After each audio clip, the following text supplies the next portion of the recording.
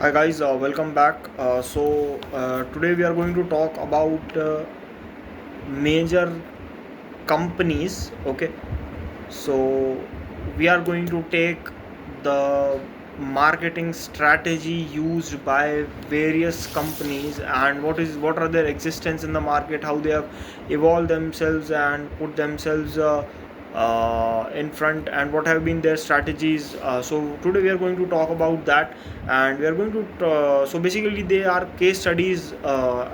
So a lot of marketing students who are doing MBA can refer this. So yes, definitely we can move on with our first company, that is MTR. So obviously you would have heard this company name in a lot of food related items. So yes, MTR is a company, and it's in the food industry. So we have to look what they have done. So it is known as MTR tiffins. So basically they used to provide tiffins. It was a restaurant. It was a small restaurant in South India, which evolved, which slowly have bought ready to made products due to some cost cutting, and now they have evolved themselves into a fully grown product, which is available in lot of retail chains.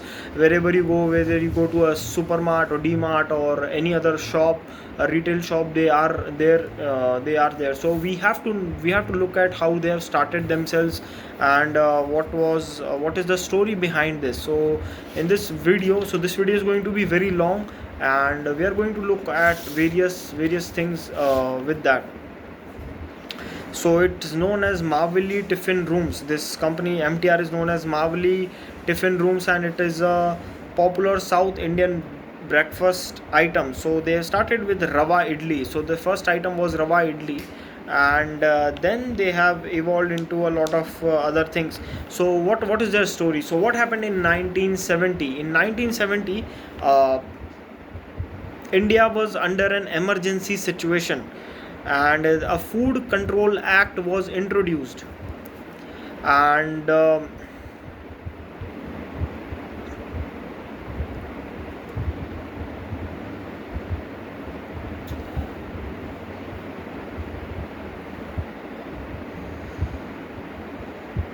so what happened was there was a Food Regulation Act, and due to some issue they have to shift to a ready to eat snacks. Okay, like chutneys or rasam, whatever the product in South India they eat.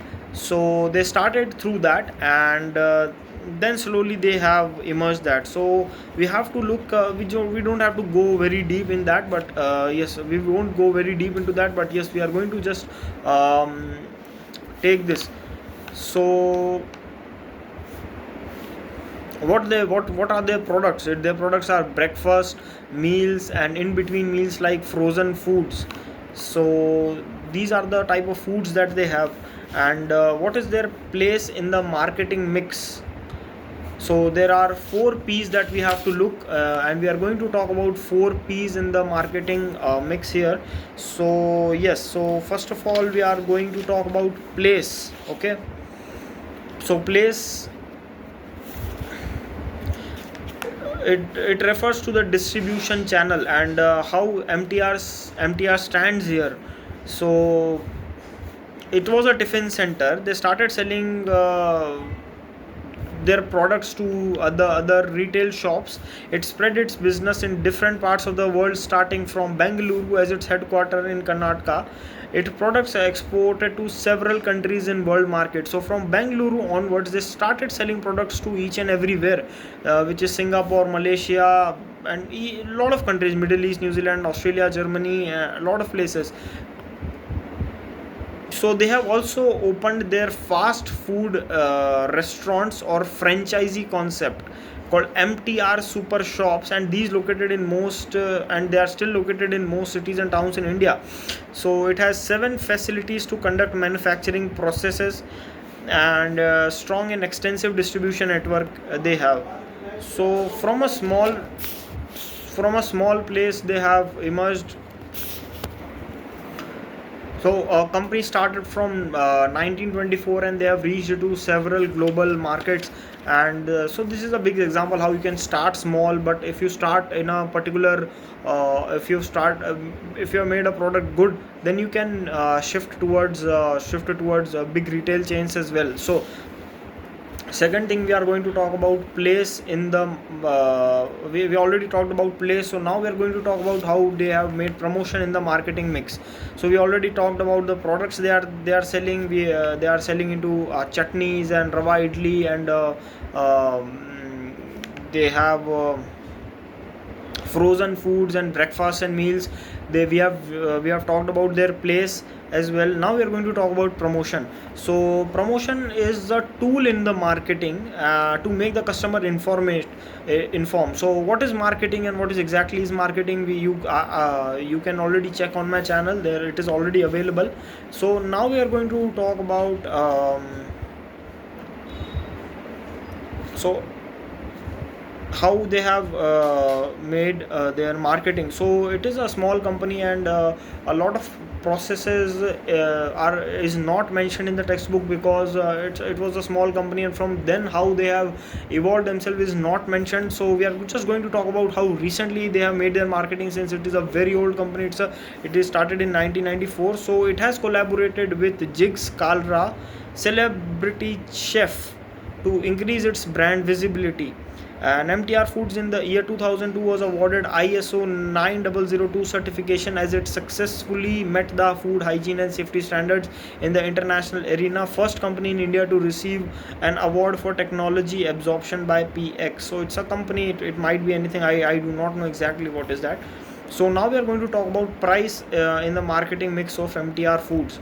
So price is the last one marketer discusses, but it's critical one and compared all other marketing mix elements. So it is a very sensitive topic, since we are talking about something which we purchase from the market. See, remember, price is always going to be an issue when you are going to spend the money, because there are a lot of things that you do yourself. For example, you cook food with food yourself, you wash your clothes yourself, you bath yourself, you wear your clothes yourself. So these are not the things that can be considered monetary.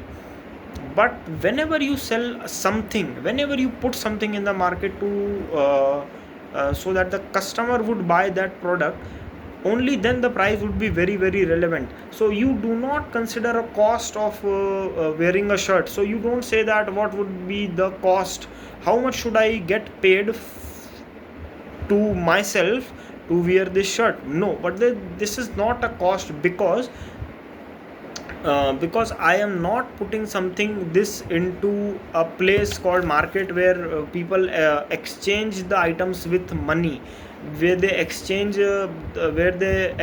something with money. So money will always be a key factor whenever you are going to talk about business, whenever you are going to exchange something about money. Now I'm not saying that everything has to be included with money. No, it is not that way.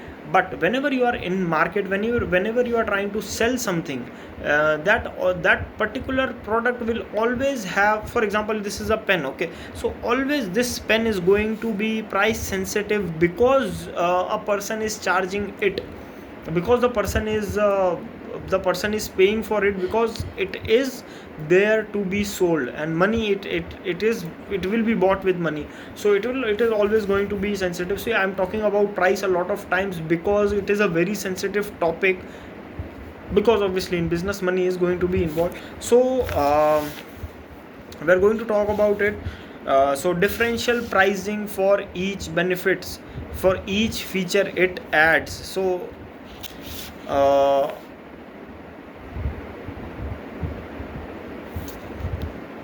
it's a see, what is mean, what exactly is differential pricing. Okay, so for example, so we are first of all, I'm just going to explain what is differential pricing. Okay, so differential pricing is something, for example, if I am a seller and I am selling this pen to a customer for 5 rupees, but I sell the same pen to a different customer for 10 rupees. Now this is known as differential pricing, where the price of this pen is not uniform with respect to each and every customer. It changes with the customer, or it can change with the region, or it can change within the financial year. It could be anything. So now we are going to talk about more about this. So what MTR Food has done with this. So it has estimated to be a 700 crore company with a growth rate of 18% CAGR. Now this data is of around 2020 to 2023. So at that time it's a 700 crore company, and it export 20%. It's 20% of sales is coming from exports, which is like really good, and sales in southern states to 60% of its total revenue. Now this is a big point, because you see there is a lot of uh,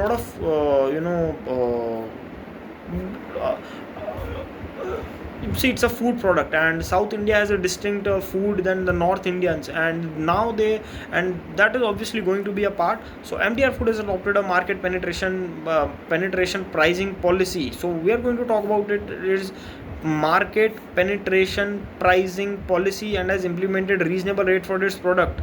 So we exactly have to think that what is market penetration pricing policy. Maybe it has something to do with maybe they have, when they have to penetrate the market, they reduce the price, and when they have influenced a lot of people, maybe then they increase the price. It could be that. So we are going to move forward now. So Pocket Friendly and its web portal, as a much needed initiative to garner larger profits, has launched its web portal. Obviously it is going to be a part. So what is the road ahead? The adoption of food safety and quality assurance mechanisms such as total quality management, including ISO 9000, ISO 22000, hazard analysis, and critical control points, good manufacturing practices, and good hygiene practices by the food processing industry offer several benefits now. So these are the very basic things that you have to see in terms of marketing. Now what happens with these additional certificates? So if I am a person, who have a bit of corporate experience, and I can understand that what is the value of certifications.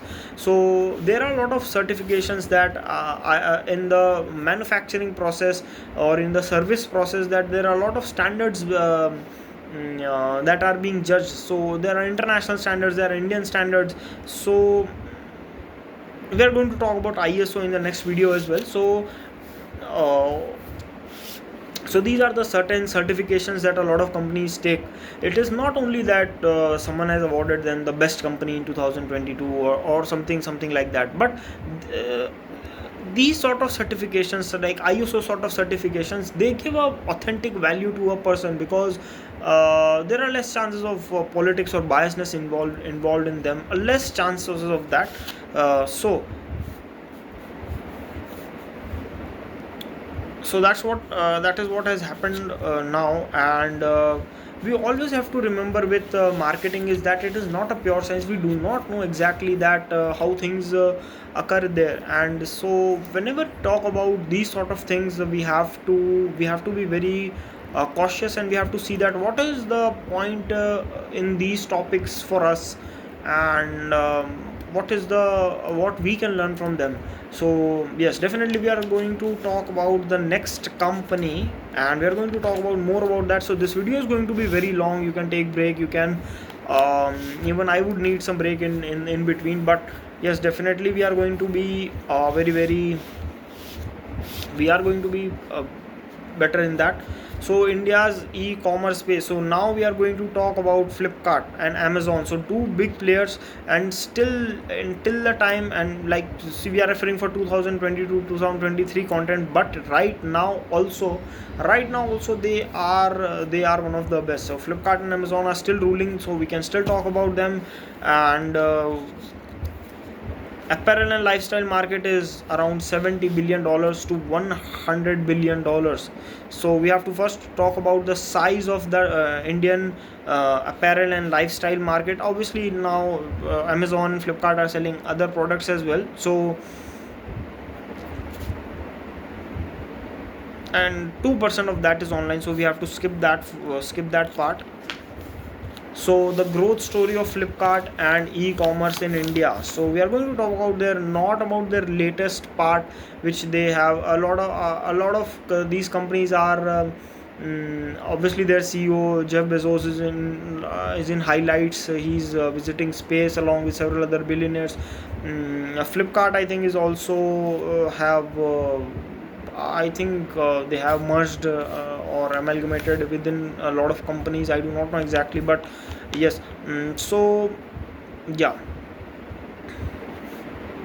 so they were the founders of the Flipkart. Obviously, that India was ready for e-commerce. The country's highly fragmented retail sector, mostly ruled by mom and pop stores, with poor services, were the major problems identified by Bansals, which had the potential to get converted into opportunities for building up a new business in 2007. So yes, they identified a problem which have to be catered by people, but we are going to talk about more about them. So Flipkart found the right gaps in the market and offered relevant products and services that fitted those areas perfectly. So finding that new few Indians use credit cards, Flipkart pioneered cash on delivery in Mumbai, deployed Dabbawalas, the famed in Mumbai. It deployed Dabbawalas, the famed lunch delivery network, to get packages to customers. Its pledge to take back unwanted goods for a full refund was a big propeller. So they first used Dabbawalas so in Mumbai. So there is a network of Dabbawalas who used to provide tiffins to all the office people who are there. So now they have collaborated with them to supply their products, and that's how they started. And of its strongest ethos of customer friendliness and genuineness of its product, and connected very well with Indian customers. So when they started the company, they made sure that they will provide a lot of decent service to the people. They would be customer friendly, and they would be very genuine. The product would be genuine. If you are paid for the product, you will get a genuine product. And the company added third party seller to its platform and set up its own logistics company. So first of all, they collaborated with the first of all they operated with the uh, Dabbawalas. After that they shifted to their own logistics styles. They opened their own centers to provide that. So e-cart in 2009 with warehouses and an army of delivery personnel. So by 2011, sales has reached $100 million, and very soon Flipkart was seen in different categories: sports equipment, electronics, baby goods, and more. So um, by 2011 itself, they had sales had reached $100 million, which is very much. But yes, if you are very user friendly, if you are very genuine, if you are taking care of a lot of needs of the customer, so that involves a lot of cost and time of the founder and the team as well. So it's not very much. So the numbers, though they may seem big, any startup that you open, if you are a very genuine startup or providing a lot of fair deals to the customer, a lot of times it does happen that you do not get a lot of profits. Though I do not know exactly for this company, but I am telling you in general.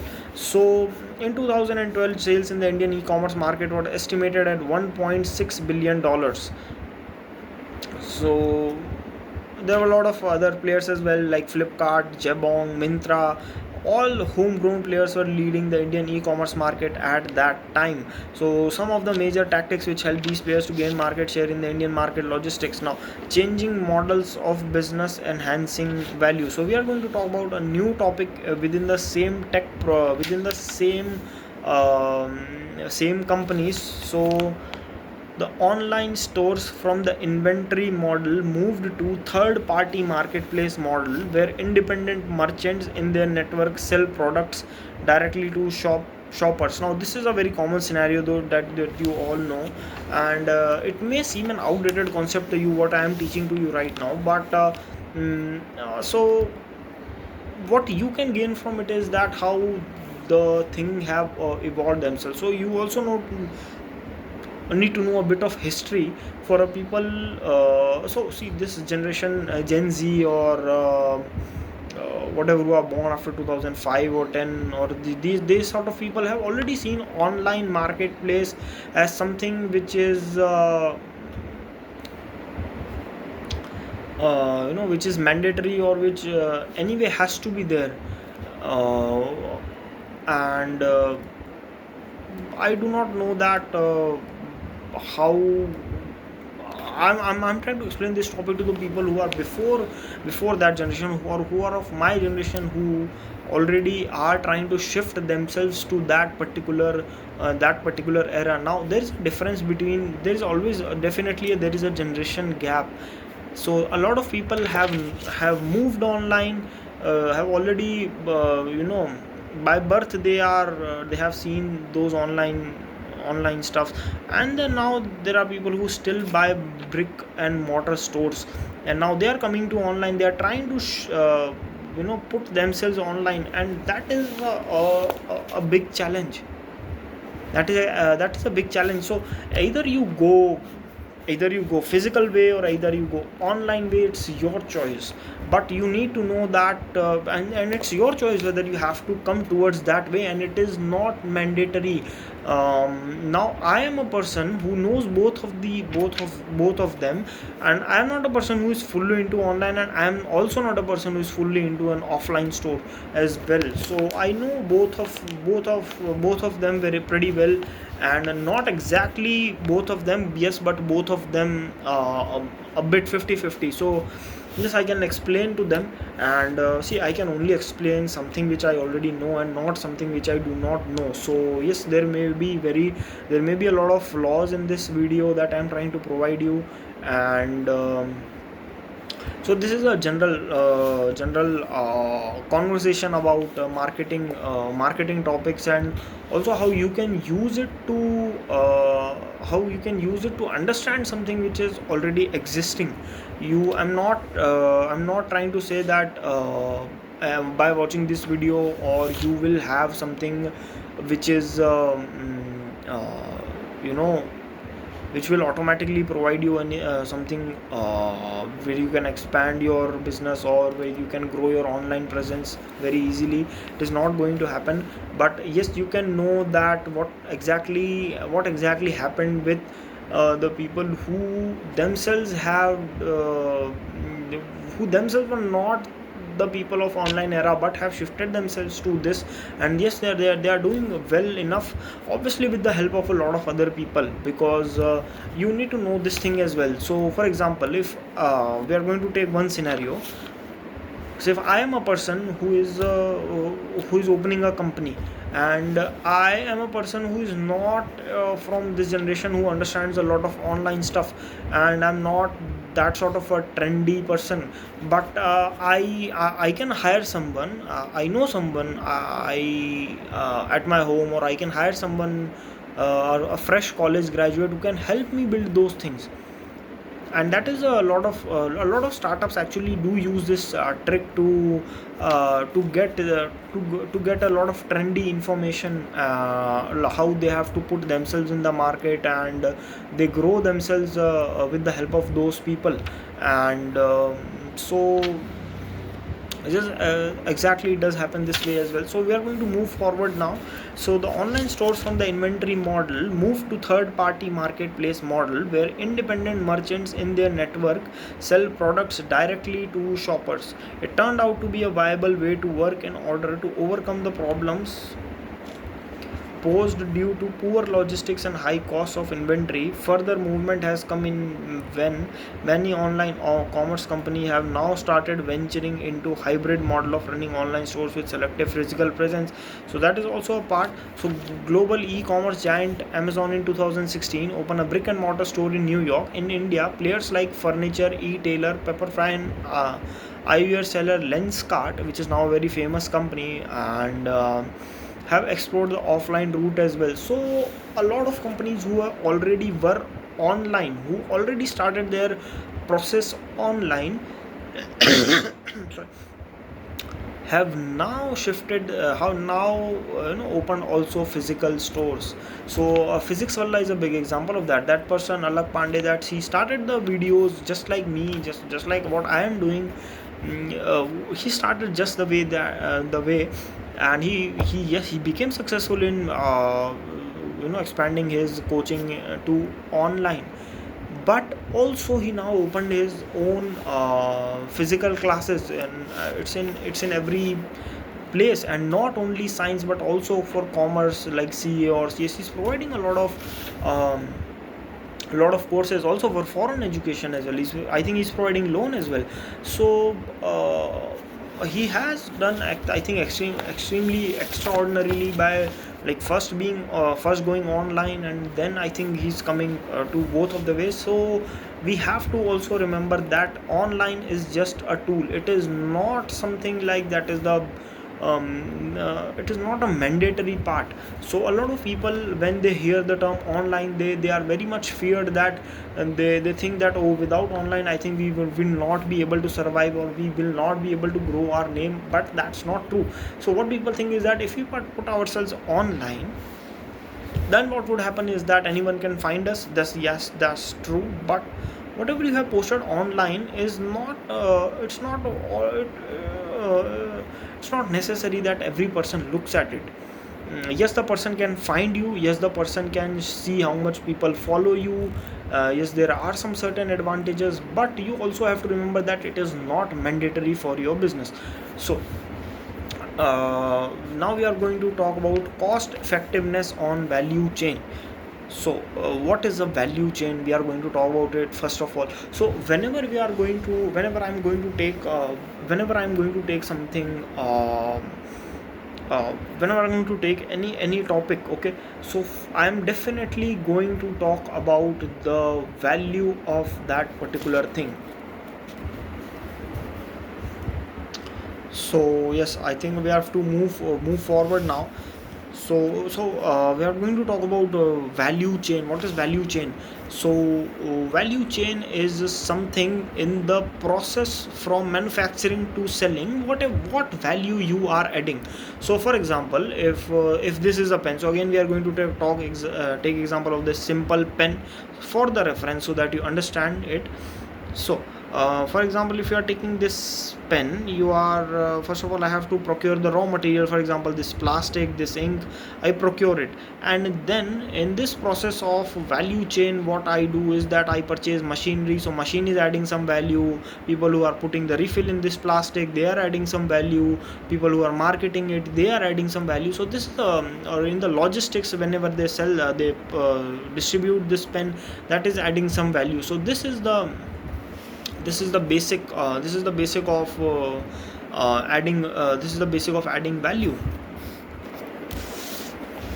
So new companies indulge in market expansion activity and have high spent in the initial period, hoping for future gains, resulting in negative cash flow known as burn rate. Now this is a very interesting topic in terms of startups or new businesses. So what is the burn rate? So it is a cost that startup incurs for future gains. So the loss they make today to gain in future. So this is a big risk that a lot of people take, and it has to be there only when it is when it is absolutely necessary, when you are 100% sure about your business, or your business involves something which is uh, it has to be there. So in a bid to acquire maximum customers, Flipkart indulged in aggressive spend on marketing and discounts. So biggest being in October 2016 big sale, resulting in its burn rate at its highest 2 years ago. As of 2017, its burn rate is set to be $40 to $50 million per month, according to industry estimates. So yes, so there is a big sale. There is a lot of sale that the people gave, and they gave it even at losses. So it's a basic thing. So the board has asked Flipkart to bring down the burn rate to 1/4 by March 2017. That happened with them, and to grow and to stream